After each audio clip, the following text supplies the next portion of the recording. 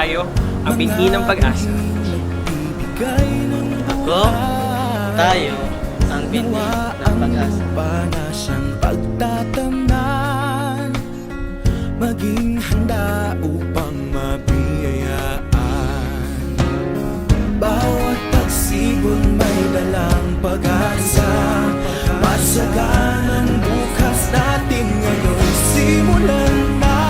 Sabi nga po, we expect you to be the youth for change. So may iiwan po ako sa inyong 3 letra na. So ano po ito? EEL. Alam niyo ba yung EEL? E-E-L. So meron akong acronym.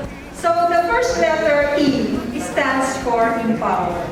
So in this training, we will tuturuan namin kayo to be empowered na mga leaders of your respective communities.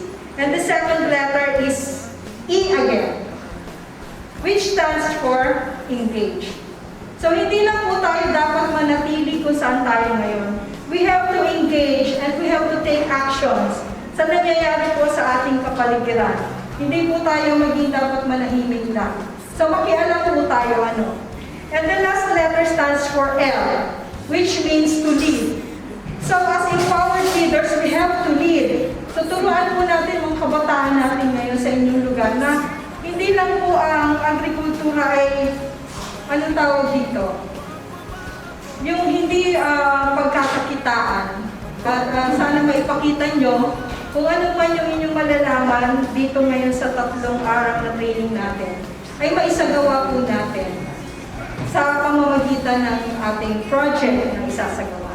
So in behalf of our center director, we welcome you to this 3 days training at sana ma-appreciate ninyo. Mga binhi ng pagbabago, ihasig natin.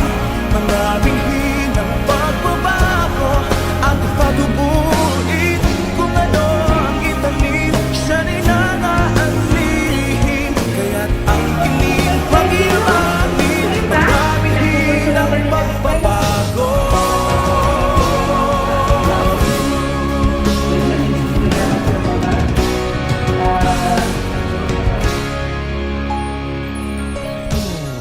Sa ating mga palad na kasalanan, mga binhi natin magbabanyuhay.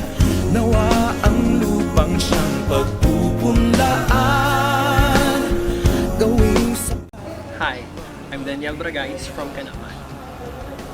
So, my mother is a daughter of a farmer, and as her son, I should also take that responsibility. So, for long-term effects or benefits siguro ng programa na ito, it would give me knowledge or mga kaalaman related to farming. Kasi yung lupa ni Lola sa Sorsogon, like parang nakatenga lang siya. Through this program siguro, by allowing me to absorb more essential learnings related to farming, siguro makakatulong ako sa sa purpose na hindi yun masayang yung lupa ni Lola.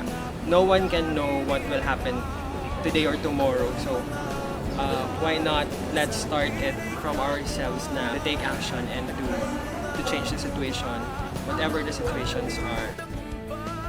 Ako, si Jefferson Parma from Magaraw, Camarines.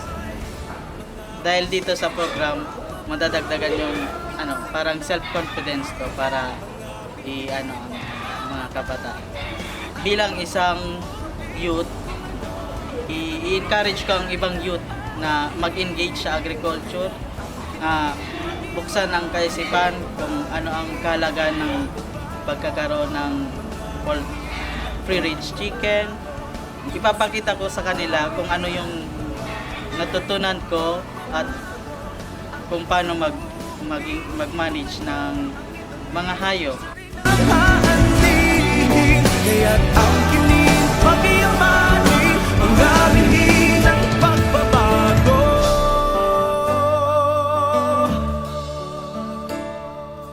Mga binhi ng pagbabago, ihasik natin.